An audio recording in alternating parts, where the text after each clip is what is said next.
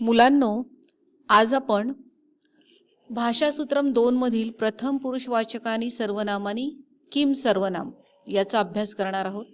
Kim म्हणजे कोण, Kim म्हणजे कोण किंवा किम म्हणजे काय असा अर्थ होतो. किम सर्वनाम पुल्लिंगम. किम हे प्रश्नार्थक सर्वनाम आहे. प्रश्न विचारताना तुम्ही या सर्वनामाचा उपयोग करू शकता. आपण वाचूयात. कहा कौ के प्रथमा, कम कौ कान द्वितीया, केन काभ्याम कैहि तृतीया, कस्मै काभ्याम केभ्यः चतुर्थी, कस्मात् काभ्याम केभ्यः पंचमी, कस्य कयोः केशाम षष्ठी, कस्मिन् कयोः केषु सप्तमी.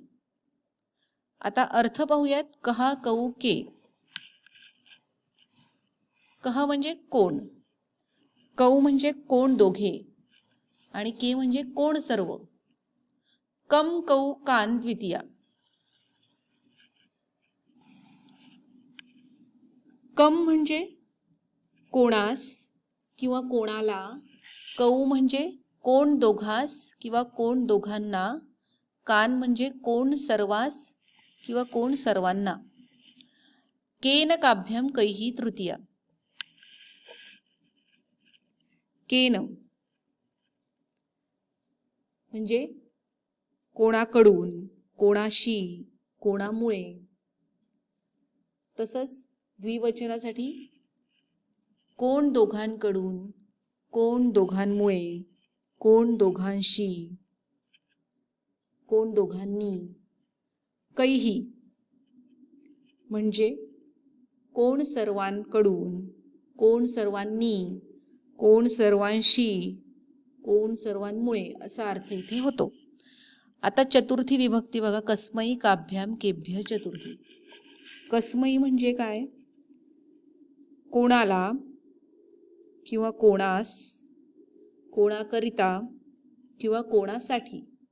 तसंच द्विवचनासाठी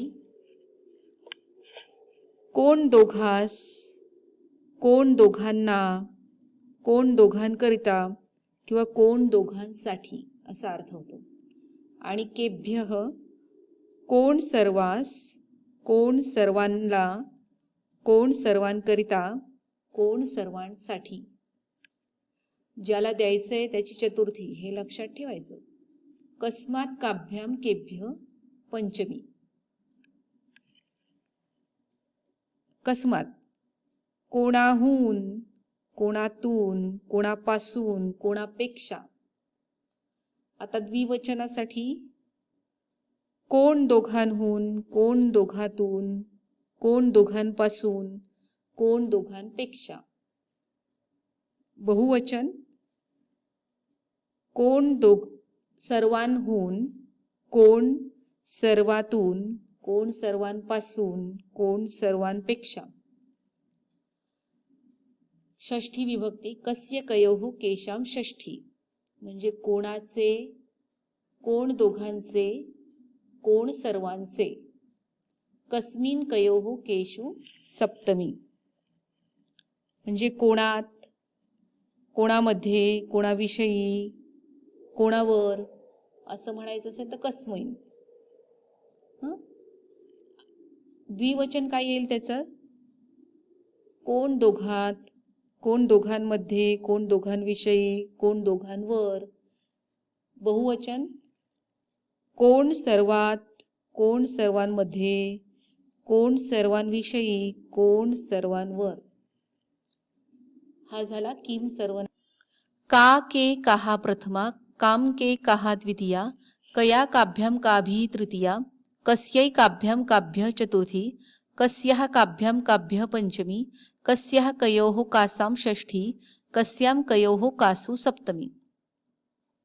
किम सर्वनाम स्त्रीलिंगमचा अर्थही किम सर्वनाम पुल्लिंगी प्रमाणेच होतो. आणि जेव्हा स्त्रीलिंगी नामाला प्रश्न विचारायचे असतात तेव्हा किम सर्वनाम स्त्रीलिंगी वापरायचं. किम सर्वनाम नपुसकलिंगम. किम के कानी प्रथमा, किम के कानी द्वितीया, केन काभ्याम कैहि तृतीया, कस्मै काभ्याम केभ्यः चतुर्थी, कस्मात् काभ्याम केभ्यः पंचमी, कस्य कयोः केशाम षष्ठी, कस्मिन् कयोः केषु सप्तमी. किम सर्वनाम नपुसकलिंगी हे किम सर्वनाम पुल्लिंगी प्रमाणेच आहे. प्रथम आणि द्वितीय विभक्ती फक्त वेगळी आहे. हे प्रत्येक नाम किंवा सर्वनामामध्ये आहे की पुल्लिंगी आणि नपुंसकलिंगी शब्द हे सारखेच असतात, फक्त प्रथम आणि द्वितीय वेगळे असतात. तुम्हाला पाठ करताना याचा उपयोग होऊ शकतो. आता आपण यापासून वाक्य कशी तयार होऊ शकतात ते बघूयात. जसं आता आपल्याला जर नपुंसकलिंगी नामाला प्रश्न विचारायचा असेल तर आपण प्रश्न कसा विचारणार? एतत् किम किंवा तद किम, एते के, एतानी कानी. आता उत्तर काय मिळेल? एतानी पुस्तकानी किंवा एतानी पुष्पाणी. एते के म्हणल्यावर एते पुस्तके, एतत् किम म्हणल्यावर एतत् पुस्तकम, असा आपल्याला उत्तर मिळतं. पुस्तकम हे नपुंसकलिंग आहे म्हणून त्याला प्रश्नार्थ काय येणार? नपुंसकलिंगी आपण वापरणार प्रश्न विचारताना. तसंच स्त्रीलिंगी शब्दाचंही आहे किम सर्वनाम स्त्रीलिंगी. एषा का, एषा बालिका. एते के, एते बालिके. एषाः काः, एषाः बालिकाः. अशा प्रकारचे प्रश्न तुम्ही या आधीच्या पाठांमध्ये ऐकलेले आहेत. आणि ज्याप्रमाणे तुम्हाला विभक्ती वापरायची आहे प्रश्नामध्ये त्याप्रमाणे तुम्ही ह्या प्रश्नार्थक विभक्ती वापरू शकतात किम सर्वनामातल्या. पुल्लिंगी किम सर्वनाम कसं वापरतात बघा. एषः कः, एषः बालकः किंवा सः कः, सः बालकः. एतौ कौ, एतौ बालकौ. एते के, एते बालकाः. अशा प्रकारे तुम्ही प्रश्न तयार करताना प्रश्नार्थक सर्वनामांचा वापर करू शकता.